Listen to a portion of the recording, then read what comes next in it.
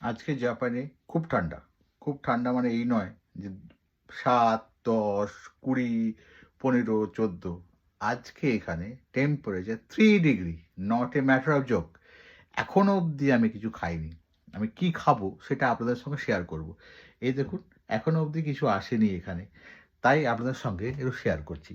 তার আগে একটু শেয়ার করি, আমি যেখানে একটু প্রণাম করি সকালবেলা, সন্ধেবেলা এনাদের সামনে। এদের মাথা ঠুকিয়ে একটু শেয়ার করি।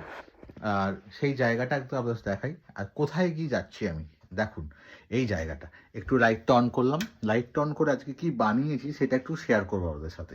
এই দেখুন, এটা হলো সয়াবিন দিয়ে তৈরি করেছি একটা, আলু দিয়ে খাওয়ার জন্য। আর তার সঙ্গে করেছি এটা জাপানিজ স্টাইলে একটা চাটনি। সমস্ত রকম জাপানিজ ভেজিটেবল দিয়ে এটা বানিয়েছি। এবার এই জিনিসটা কি দিয়ে খাবো, সেই খাওয়ার জিনিসটা একটু আপনাদের সঙ্গে শেয়ার করছি। একটু ফ্রিজটা খুলি, ফ্রিজটা খুলে একটু আপনাদের সঙ্গে দেখাই। এই দেখুন, এটা হলো রুটি।